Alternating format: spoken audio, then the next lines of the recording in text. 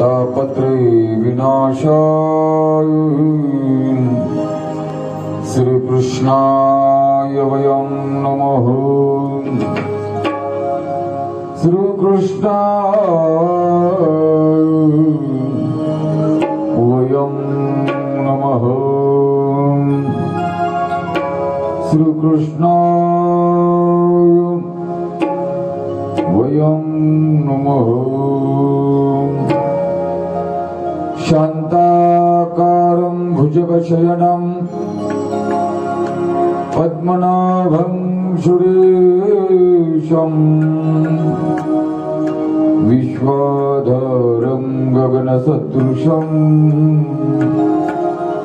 मेघवर्णं शुभांगं लक्ष्मीकान्तं कमलनयनं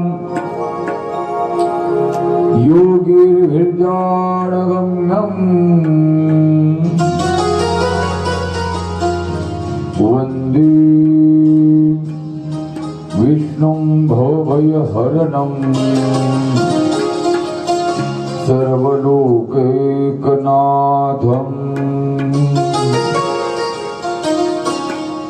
विवेकानि जानी सुघटित समाजातिकविदे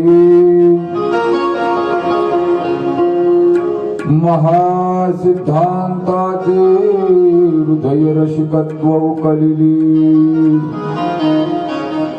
लसद्भक्ती ज्ञानी तरतरविला भागवत तरु तया ज्ञानीशाती विमलमतिनी वंदन करू। जय जय श्री राधारमण जय जय नवल किशोर जय गोपी चित्त चोर प्रभु जय जय माखन चोर। बोल वृंदावन बिहारी लाल की श्रीमद्भागवत महापुराण की शुकाचार्य महाराज की जय जय श्री राधेश भगवान की राष्ट्र संत भगवान बाबा महाराज की जय। परम मंगलमय परात्पर अखिलेश्वर भगवान बालकृष्णाची वाङ्मय प्रतिमूर्ती अर्थात श्रीमद भागवत महापुराण कथेचा तिसरा दिवस आणि या तिसऱ्या दिवसातील द्वितीय सत्राची कथा या ठिकाणी प्रारंभ होत आहे। सकाळच्या सत्रामध्ये आपण महात्मा विदुर यांचं जीवन चरित्र आणि विदुर मैत्री समागम पाहून स्वयंभू मनु शतरूपायांच्या माध्यमातून सृष्टीचा विस्तार आणि सांख्यशास्त्राचे जनक भगवान कपिलाचा अवतार यापर्यंत आपण कथा श्रवण करत आलेलो आहोत। कपिल भगवान हे सांख्यशास्त्राचे जनक आहेत। जनक माता देव होती आणि कर्दमाच्या पोटी एकमेव सुपुत्र म्हणून ज्यांनी अवतार धारण केला ते कपिल भगवान आहे, ज्यांनी सांख्यशास्त्र निर्माण केलं। 6 शास्त्र आहेत। किती शास्त्र? 6 आस्तिक शास्त्र आहे। ज्ञानोबा बोलतात चहुवेदी जाण साही शास्त्री कारून 18 पुराणी हरिसी गाथी। हे 6 शास्त्र आस्तिक दर्शन आहेत, ज्याला वेदांताच्या परिभाषेमध्ये दर्शन म्हटलेलं आहे। दर्शन सांख्य भगवान कपिलाने सांख्यशास्त्र प्रगट केलं महाराज. शौनकादी ऋषी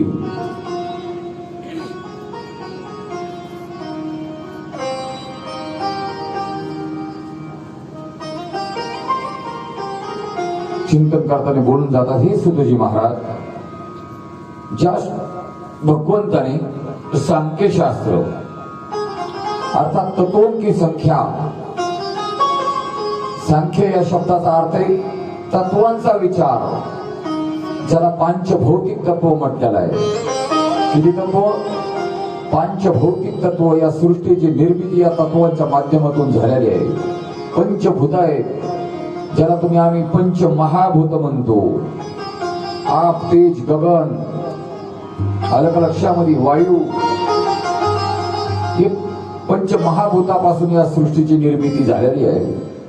आणि त्या तत्वाचा विचार कपिलांनी या सांख्यशास्त्राच्या माध्यमातून केलेला आहे. कपिलः तत्वसंख्याता भगवानात्ममायया जात स्वयं मजः साक्षात् आत्मप्रज्ञ तपये नृणाम्. हो, सांख्य तत्वाचं चिंतन कपिलांनी केलं. घरीच जर सांख्यशास्त्र प्रगट झाला असेल तर माता देवहूतीने विनंती केली, हे भगवान, मी तुझ्या चरणावर नतमस्तक आहे. तू मला भक्तीचा अर्थात तत्वज्ञानाचा उपदेश कर. म्हणून आज देवहूती आपल्या पोटच्या मुलाच्या चरणावर नतमस्तक झाली. कपिल भगवंतांनी आईचे हात धरली आणि आई, तू काय करतेस? आज तो उलटी गंगा बह रही है. गंगा माते, मी तुझा मुलगा आहे. देव हो की म्हणते, हो, जन्मदृष्ट्या पाहिलं तर तू माझा मुलगा आहे. परंतु मला कल्पना आहे की माझ्या स्वामींना भगवंताने वचन दिलं होतं की मी प्रत्यक्ष तुमच्या पोटी अवतार घेईन. तू प्रत्यक्ष भगवान आहेस. भगवान भगवान मला तुम्ही भक्तीचा उपदेश करा. म्हणून आज कपिल भगवंतांनी स्वतःच्याच घरी अर्थात स्वतःच्याच आश्रमामध्ये आसन लावलेलं आहे. माता देवहूती समोर बसलेली आहे. कपिल देवहूती हा संवाद आहे. आणि पाहता पाहता या ज्ञान यज्ञामध्ये कपिल भगवंताच्या 9ही बहिणी माहेरी आलेल्या आहेत. चला, आपला भाऊ कथा सांगतोय, ज्ञानाचा उपदेश करणार आहे. संबंध बहिणी आज माहेरी येतात. आणि कपिल भगवान प्रवचन अर्थात सांख्यशास्त्र आपल्या आईला सांगतात. आईला म्हणतात, माते, हो, पंच ज्ञान इंद्रिय, पंच कर्मे इंद्रिय, जिव्हा ही सहज ज्या त्या विषयाकडे ओढले जातात. आरंभी विषया इंद्रियांना विषय गोड वाटतात. जी ज्ञान इंद्रिय यांना विषयाचं आकर्षण आहे, गोड वाटतं. एकदा चहाची चटक लागली, पुन्हा चहा प्यावा वाटतो.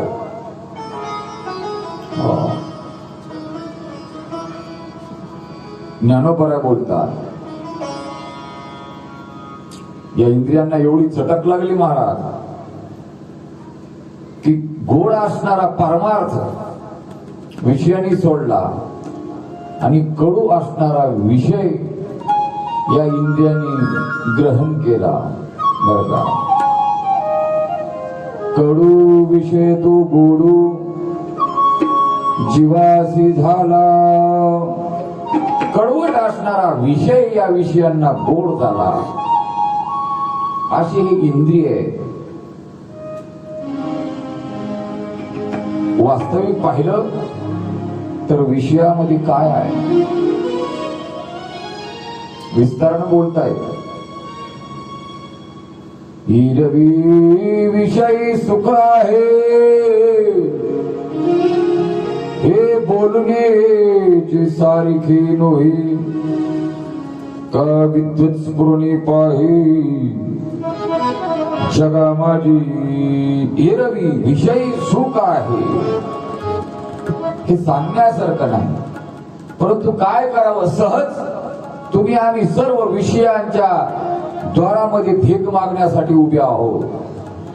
जगद्गुरु तुकोबरासारख्या महात्म्याला विचारा. तुकोबरासारखा महात्मा सहज बोलतो. सहज विषया ओढी भुलले जीव आता यांची कोण करील केव. दुमुजी नारायणी भाऊ पाहुनी ठाव नरदेहू. विषय ओढी भुलले जीव कोण सुख धरिले संसारी पडोनी काळाचे आहारी. मापयाला दिली शरीरी झाल्यावरी सळे उडीती. काय सुख आहे. सुख नावाची गोष्ट त्या ठिकाणी नाही. आई कथा श्रवण करते. हो, आईने प्रश्न केला बेटा तू म्हणतो की विषयामध्ये सुख नाही, परंतु हे ज्ञान इंद्रिय सहज त्या विषयाकडे धाव घेतात. त्यांना काय करावं लागेल. त्यांची स्थिरता कशाने होईल. तेव्हा कपिलजी महाराज बोलतात आई हो या इंद्रियांना आवर घाला. त्यांना स्वेर सोडू नका. स्वेर देखना इंद्रियों के घोडे न बघे. इंद्रियांनी काय केलं पाहिजे. सहज अंतर्मुख जर तुमची वृत्ती व्हावी वाटत असेल तरी पंच ज्ञान इंद्रिय पंच कर्म इंद्रिय प्राण मन बुद्धी चित्त आणि अहंकार यांनी काय करावं लागेल तर यांनी भगवंत चिंतन करावं लागेल. ही मूक आहे. व्यर्था पुली वाचा शिनवू नये वाचेन. एक भगवंताचं नामस्मरण करावं. विनाकारण दुसऱ्या गोष्टी बोलण्यात अर्थ काय. डोळ्याने भगवंताचं रूप पाहो. डोळे तुम्ही घ्या रे सुख पहा विठोबाची मुख. कान आहे. कान तुम्ही ऐका रे या भगवंताची कीर्ती श्रवण करा. हात आहे पाय आहे. हो या हाताने त्या भगवंताचं भजन अर्थात टाळी वाजून भजन करा. पायाने तीर्थयात्रा करा. साधू संतांनी अनेक ठिकाणी चिंतन केलं.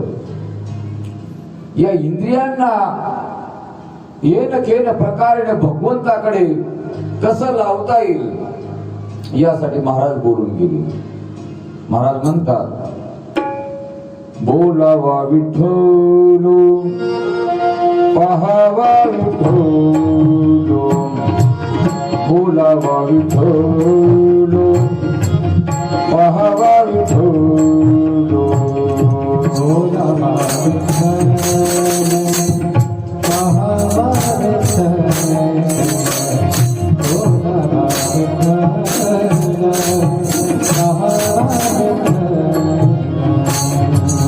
करावा विठ्ठल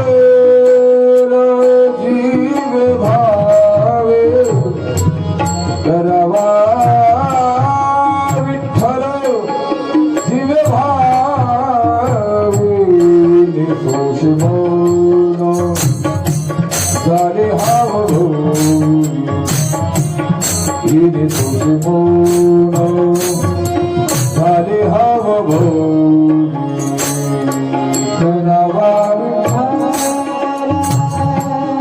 जीवा भाव कणावा जीवा भाव जीवा भाव इने तुझे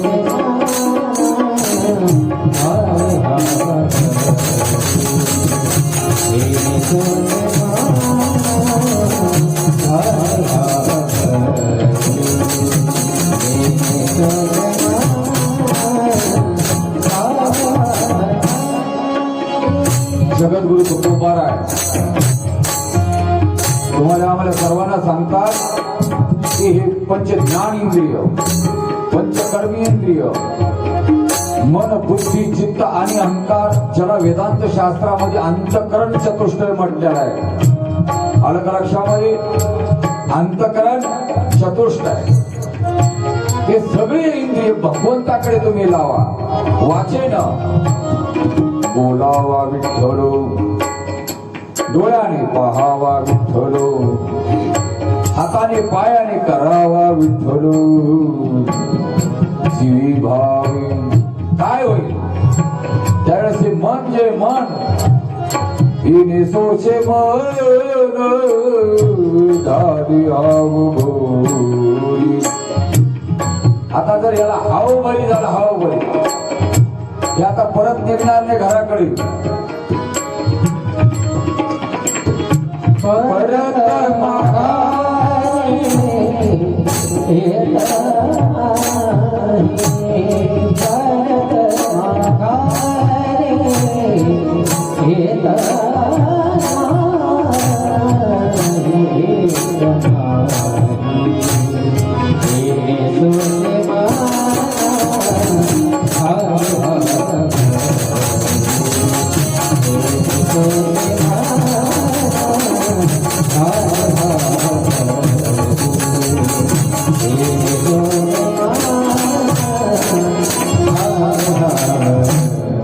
डोळ्यानं पाहायचं ना तर भगवंताला पहा. आणि पाहिल्याच्या नंतर पाहता श्रीमुख सुखावली सुख, डोळ्याची भूक नवजी माझ्या. उपनिषदानं चिंतन केलंय. आत्मावारी दृष्टव्या श्रोतव्या मंतव्या निधिध्यासितव्या. पहा बोलायचंय ना. हो, साच आणि मवाळ, मिथिली आणि रसाळ, हे शब्द दैशी कल्लोळ अमृताची. हो, तुम्ही आम्ही भगवंताला पाहतच नाही, परंतु टीव्ही पाहिल्याशिवाय राहत नाही. डोळे तुम्ही घ्यारे सुख पहा. विठोबाचे नाही टीव्हीचे मुख. टीव्हीत काय महाराज कहाणी घर घर की, कभी सास भी बहू दी. याच्या पलीकडे आहे काय? मी म्हणेल पाहू नका असं नाही, पाहण्यासारखं बरचसे काही आहे. पाठी कोविड या काळामध्ये, कोविडच्या काळामध्ये टीव्हीवर रामायण चालायचं, पाहण्यासारखं आहे. टीव्हीवर महाभारत चालायचं, पाहण्यासारखं आहे. कृष्णा मालिका चालायची, पाहण्यासारखी आहे. आता अलीकडे काय पाहता ते चित्र, सगळे विचित्रच. काय त्या चित्रांना पाहता? सगळे नागडे उघडेच लोक आहेत. मग नाही पाहिलेलं बरं ना. डोळे तुम्ही घ्यारे सुख. हो, कपिल भगवान आपल्या आईला सांगतात, आई मोक्षाचा अर्थात मुक्तीचा विचार करू नको, कारण आत्मा हा नित्य मुक्त आहे. माझं बोलणं कळत आहे? मोक्षाचा तू विचार करू नको, आत्मा हा नित्य मुक्त आहे. परंतु हे 3.5 हाताचं शरीर, नाम देह, याचे 3च मुठ राख होणार आहे. किती मुख? 3 मूल याच्यापेक्षा जास्त होणार नाही. म्हणून मोक्षाचा तो अधिक विचार करत बसू नको.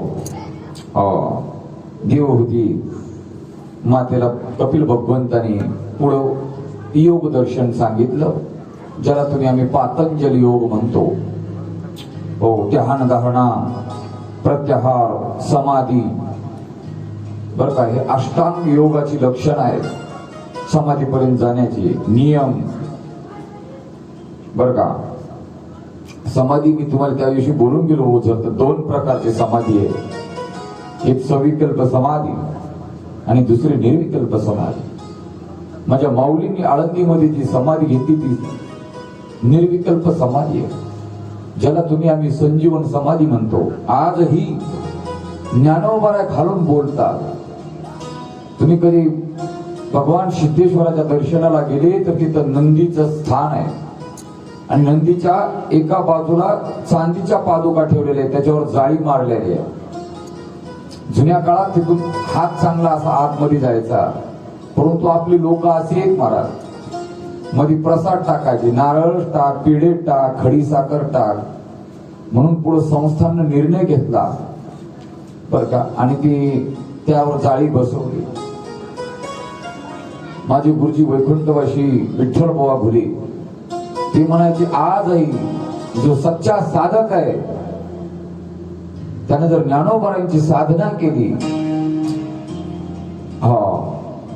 सेवा केली, तर त्याला ज्ञानोबारांचा आवाज अर्थात प्रतिध्वनी ऐकायला भेटतो त्या ठिकाणी बसल्याच्या नंतर. आजही चालू आहे. 750 वर्ष होऊन गेली. ज्ञानदेवी घेतली दान, हृदयी धरून या ध्यान, समाधी बैसला निर्वाण, कथा कीर्तन करीतो ए बाळ छंदो बाबा, बाळ छंदो बाबा, बाळ. माऊलीची समाधी ही संजीवन समाधी, निर्विकल्प समाधी आहे. या समाधीमध्ये विकल्प नाही आणि सविकल्प समाधी ही चांगदेव महाराजांची आहे. चांगदेव महाराज समाधी लावायचे 6-6 महिने, 4-4 महिने, आणि परिसरातली लोक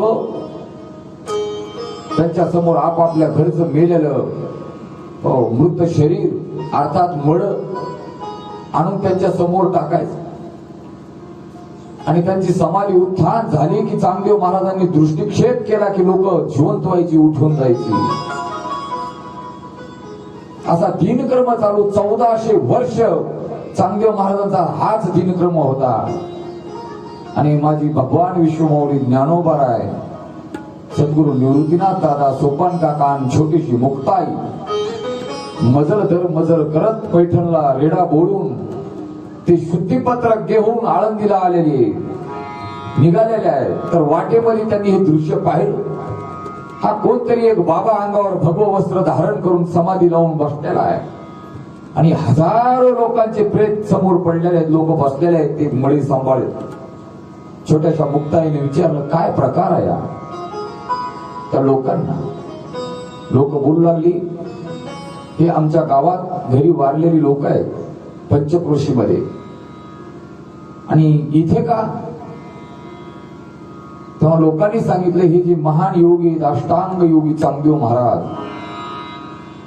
हे समाधी उत्थान झाल्याच्या नंतर यांना पाहतात तेव्हा हे प्रेत पुन्हा जिवंत होतात आणि आपापल्या घरी जातात. ते म्हणले, असं किती दिवस झाले? कोणी म्हणते 4 महिने, कोणी म्हणते 6 महिने, कोणी म्हणते 2 वर्ष. मुक्ताबाईने विचार केला, इतके दिवस तुम्ही काम धंदा सोडून या ठिकाणी हे सांभाळत बसणार प्रेत, कसं व्हायचं? म्हणून इकडं तिकडं पाहिलं, आजूबाजूला एक हाड पडलेलं होतं. हाड, ते हाड उचललं, मंत्र उच्चार केला आणि हाड ओवाळून फेकून दिलं. परिणाम, ती सर्व मळे उठली, आपापल्या घरी गेली. एवढंच नव्हे, त्या हाडाचं कुत्र झालं, कारण ते हाड होतं कुत्र्याचं. आणि ही 4ही भावंड निघून गेली. पुढं कालांतराने चांगदेव महाराजांची समाधी उत्थान झालं आणि चांगदेवाने विचारलं कोणाला? शिष्यांना. म्हटले का रे, पंचक्रोशीमध्ये कोणीच वारलं नाही का? शिष्य बोलू लागले महाराज, अहो पुष्कळशी लोक वारली होती, परंतु म्हणजे ते म्हटले छोटी छोटी 4 बालक या ठिकाणी आली, त्यामध्ये एक छोटीशी मुलगी होती. तिने चमत्कार केला महाराज. या ठिकाणी एक हाड पडलेलं होतं, ते हाड ओवाळलं आणि सर्व प्रेत उठून घरी गेली. एवढंच नाही स्वामी गुरुदेव, ते हाड कुत्र्याचं होतं, त्या हाडाचं कुत्र झालं.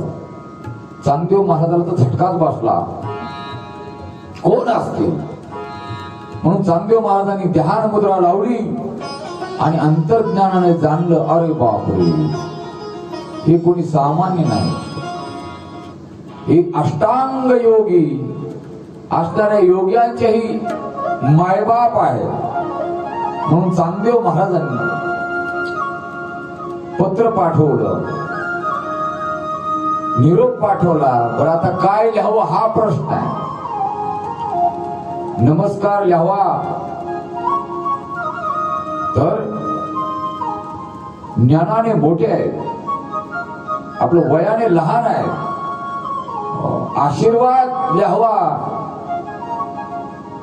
तर आपल्यापेक्षा ज्ञानाने कितीतरी मोठे आहे. काहीच लिहिता आलं नाही. शेवटी कोरं पत्र पाठवलं शिष्याच्या हातून.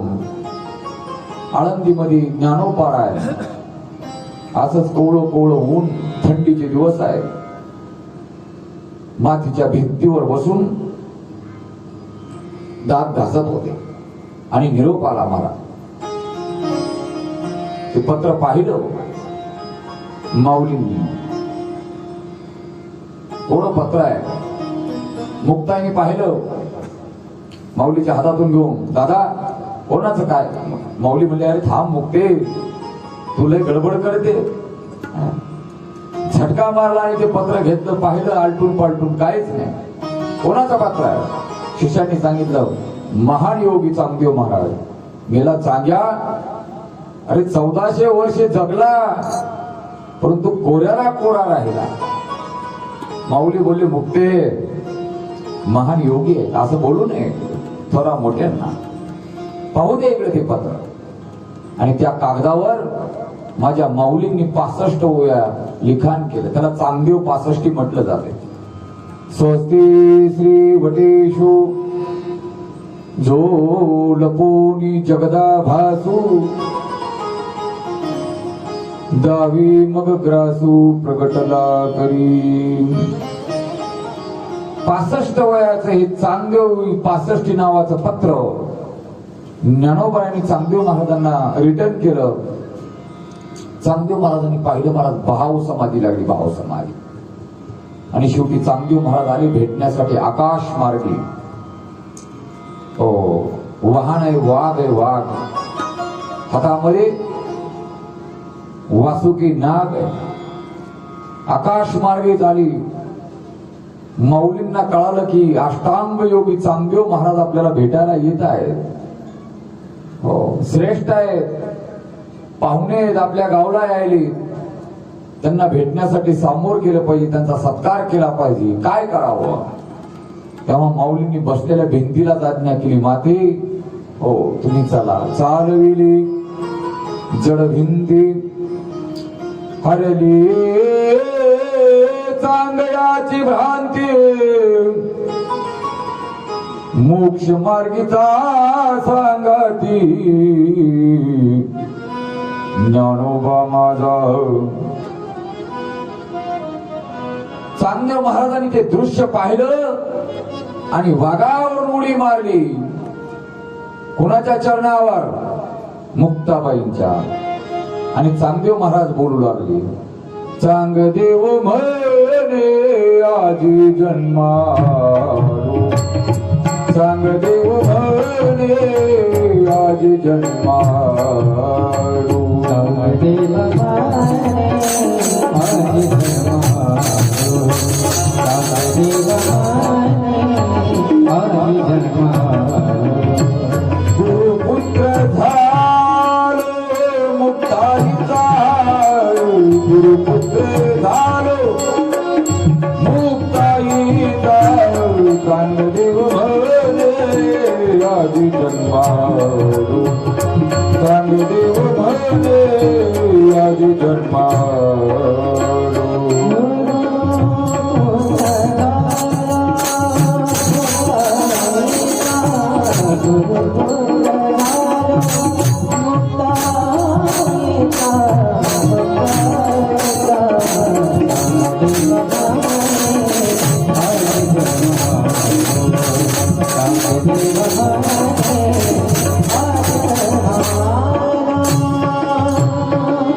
मी का बोललो की चांगदेव महाराजांची समाधी सविकल्प समाधी आहे. कपिल भगवंतांनी समाधीचा देखील उपदेश आपल्या आईला केला महाराज, ज्याला तुम्ही आम्ही योग दर्शन म्हणतो, पातंजल योग. आणि सांगितलं आई या मनाच्या जे मन हे ज्ञानेंद्रिय आहे ना, याला मनोवृत्तीने भगवंताचं चिंतन कर.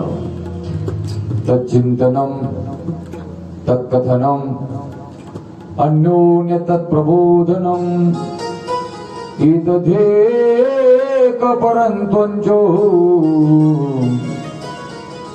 ब्रह्माभ्यासम विदुर्बुधः.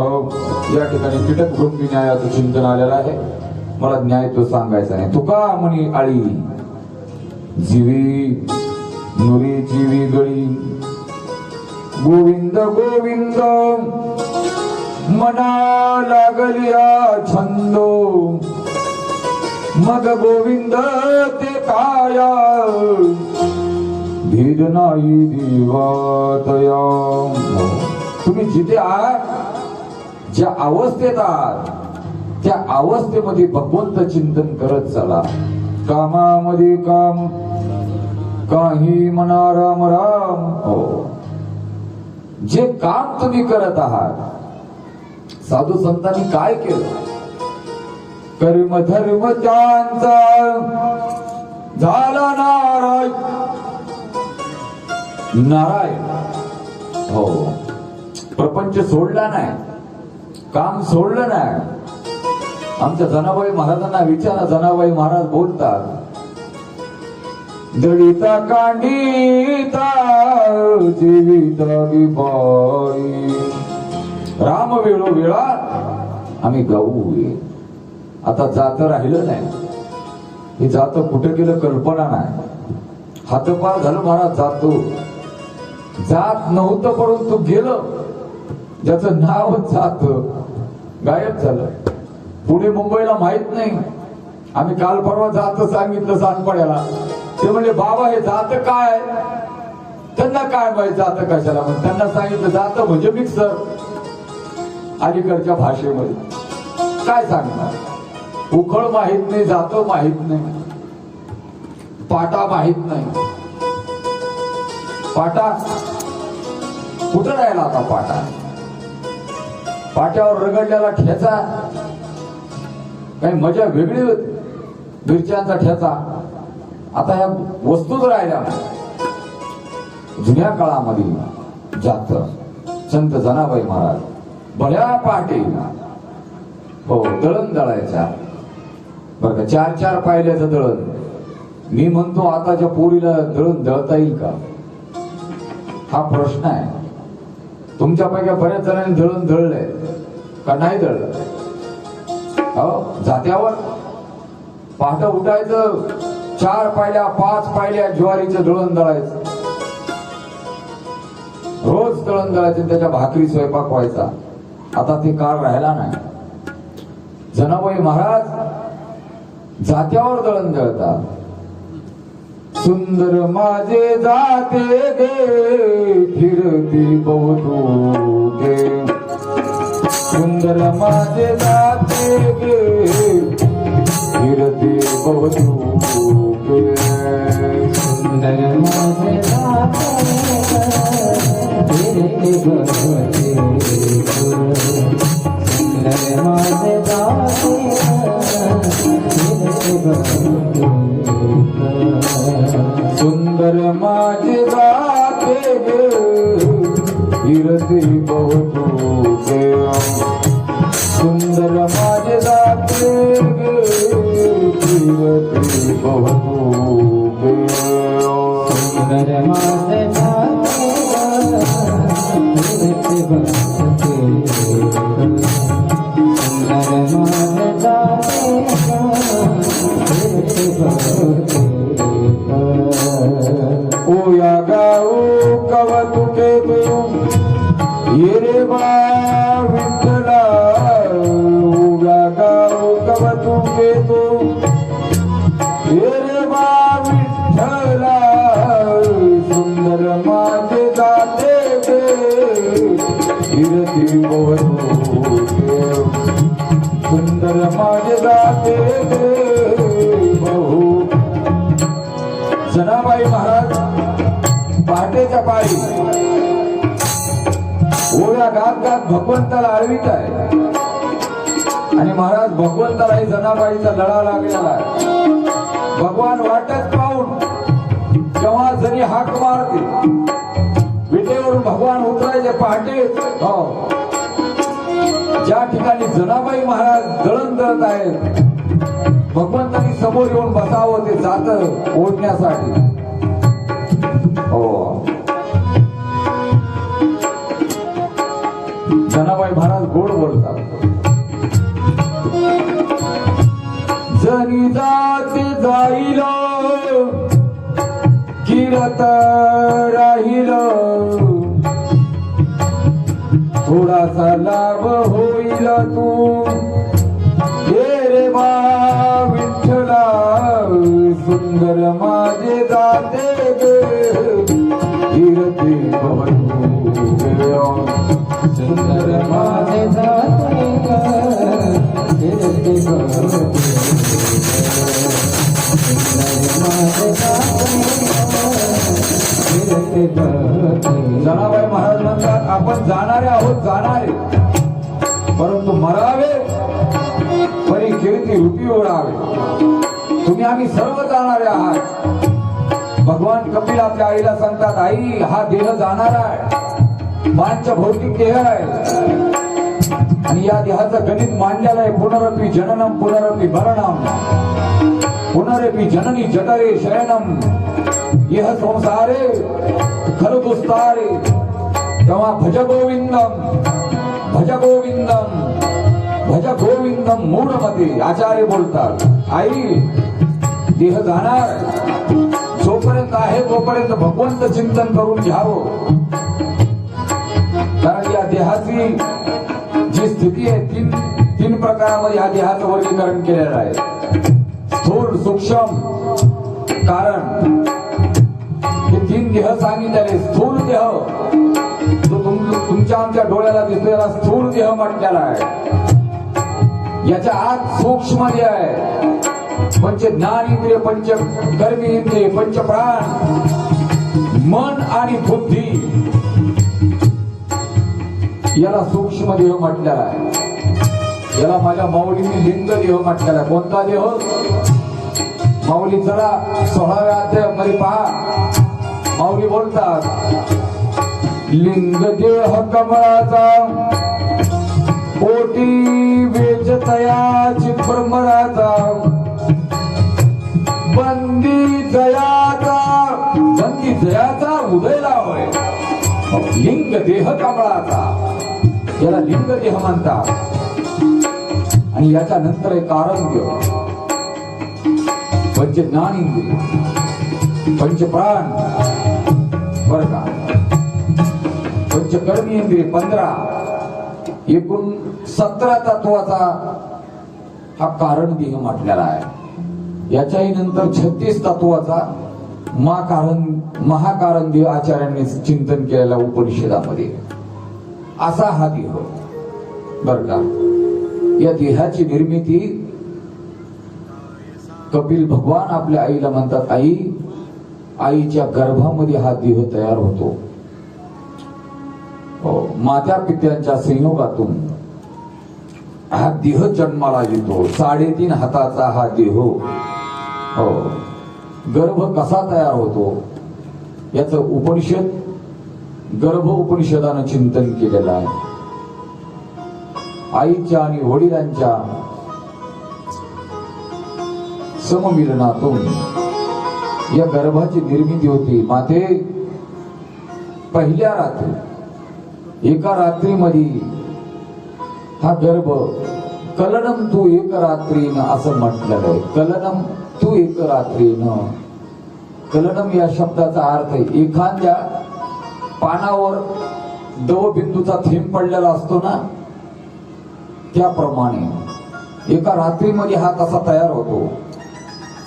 5 दिवसामध्ये पंचरात्रेन बुबुलम, पाण्यावर जसा बुडबुडा येतो बुडबुडा, त्या बुडबुड्याप्रमाणे 5 रात्रीमध्ये हा देह जीव निर्माण होतो आईच्या गर्भात.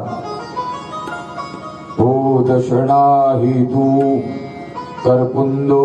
10 दिवसानंतर आईच्या उदरामध्ये बोर असतं, बोर, त्या बोराप्रमाणे हा गर्भ तयार होतो महाराज. आणि या बोरा या देहामध्ये 7 प्रकारचं मटेरियल भगवान टाकतात. अस्थि बर का, मांस, रक्त, रुधिर, असं 7 प्रकारचं मिश्रण करून हा देह पुढे तयार होत असतो. तो ग चर्म, मांस, रुधिर, मेघ, मज्जा, अस्थि, सप्त धातूचा हा देह आई मातेच्या गर्भामध्ये तयार होतो. आणि याला हळूहळू क्रमाक्रमाने 7व्या महिन्यामध्ये पूर्ण कळतो. कितव्या महिन्यामध्ये? त्याची पूर्ण हालचाल 7व्या महिन्यात होते. आणि हा तसं पाहिलं तर गर्भवास अवघड आहे मला. गर्भवासम समम दुःखम, भगवान सांगतात, न भविष्यती न पुनर्भवम. गर्भवासाचं दुःख अत्यंत भयान आहे, भयान. गर्भवासाचे दुःख गाडे कवना पुढे सांगावे. हो, गर्भात काय दुःख आहे त्या गर्भाला, त्या बाळाला, या जीवाला कोणाला सांगणार? तुकोबारासारखा महात्मा, साधू संत बोलून जातात. किती यातना आहेत. काय सांगू गर्भीची यातना, काय सांगू गर्भीची यातना, काय सांगू गर्भीची यातना, काय सांगू गर्भीची यातना. हे देवा, काय सांगू गर्भीची यातना, काय सांगू गर्भीची यातना, काय सांगू गर्भीची यातना, काय सांगू गर्भीची यातना. तो गर्भ बोलतो देवाला, देवा या गर्भामध्ये किती यातना आहे, किती कष्ट आहे, का मला भोगावं लागतं. मज भोगिता नारायणा. नाकामध्ये, तोंडामध्ये, कानामध्ये मांस मळमूत्र जाणा. तुझ क्षणोक्षण ध्यातसे. नाकात, तोंडात, कानात मल मूत्र विष्ठा चहूकडे. अरे मी तुला आठवतोय, या तत्वातून एकदा तर बाजूला कर. मी तुला नवस करतो. तो गर्भ बोलतो.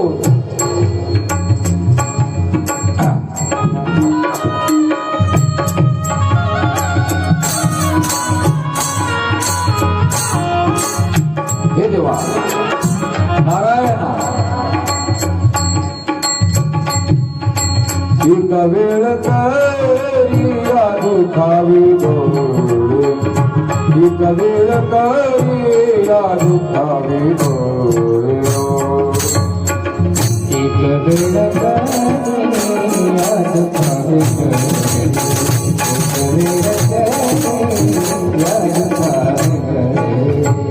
दुरिताचे जाळे उगावूने दुरिताचे जाळे उगावूने आठवीन पाये हा माझा नभस आठवीन पाये हा माझा नभस दुरिताचे जाळे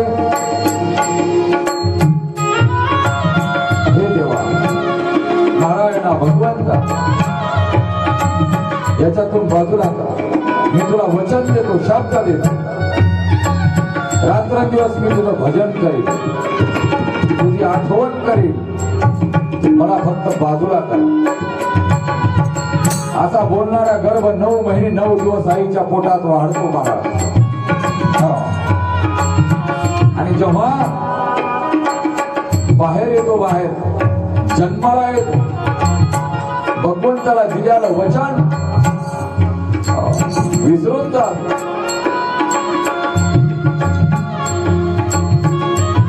विसरणं हा जीवाचा स्थायी स्वभाव आहे परंतु परिणाम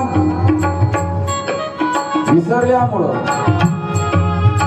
विसरली तया थोर झाली हानी विसरली तया थोर झाली हानी पचतील खाणी 84च्या पचतील हा विसराचा परिणाम आहे म्हणून भगवंताला कधीतरी प्रार्थना केली पाहिजे देवा आम्हाला आमच्या जीवनामध्ये तुझा विसर होऊ देऊ नको साधू संतांकडे कधीतरी जा तुकोबाराय साधू संतांपाशी विनंती करतात आणि सांगा म्हणतात देवाला तुम्ही संताधिक संत आहात माझी विनंती आहे शेवटाची विनव शेवटाची विनव संतजनी परिसावी संतजनी परिसावी विसरतो न पडावा विसरतो न पडावा विसरतो न पडावा माता देव होती कपिल भगवंताला विचारते बेटा याच्यातून सुटायचं कसं हे पुनरपी जननम पुनरपी मरणम उपजेते नाशे नाशिले ते पुनरपी दिशे घटिका यंत्र दैसे परिभ्रमेला याच्यातून सुटण्याचा मार्ग काय कपिल भगवंतांनी आपल्या आईला सुटण्याचा मार्ग सांगितला 2 पद्धतीनं कपिल म्हणतात माते भगवंताची अनन्य भावानं भक्ती करायची अनन्य भावानं एक याला क्रममुक्ती म्हटलेला आहे कोणती मुक्ती क्रममुक्ती आणि दुसरी साध्य मुक्ती म्हटलेला आहे क्रममुक्ती अर्थात ज्ञान मार्ग एक कर्म उपासना आणि ज्ञान हो 2 मार्ग सांगितलेत आपल्यात एक विहंगम मार्ग ज्ञानेश्वरी मध्ये माझ्या माऊलींनी आणि दुसरा पिपिलका मार्ग हो आंबा आहे पहाडाला पिकला आंबा आंबा घ्यायचा आहे सेवन करायचा आहे 2 मार्ग आहेत एक पिपलिका मार्ग आहे अर्थात मुंगी त्या झाडावर चढते बुडापासून हळूहळू त्या आंब्याला जाऊन पोहोचते पक्षी आहे पक्षी बूड धरून चढत नाही तो आकाशातून झेपावतो आणि सरळ तो पहाडाला लागणारा आंबा सेवन करतो तसं या ठिकाणी एक ज्ञान मार्ग आहे आणि दुसरा कर्म मार्ग आहे यालाच अध्यात्माच्या भाषेमध्ये क्रममुक्ती आणि सत्यमुक्ती म्हटलेला आहे. ज्ञान मार्ग अत्यंत कठीण आहे. शूरश धारा दुरत्य या तलवारीच्या पात्यावर चलणं अवघड आहे. म्हणून माते भक्तिपंत बहु सोपा, बर का, भक्तिपंत हा बहु सोपा आहे. सोपेवर माम्हा सांगितले संती, टाळ भिंती हाती घेऊन नाचा, हरिपाठात नाचा, पावल्या खेळा जरा, सोपा आहे. हो. आणि भगवंताचं चिंतन करा. ते चिंतन केल्याच्या नंतर भगवान म्हणतात योगक्षेमं वहाम्यहम् अनन्या चिंतयन्तो माम ये जना पर्युपासते तेषां नित्याभियुक्तानां योगक्षेमं वहाम्यहम्.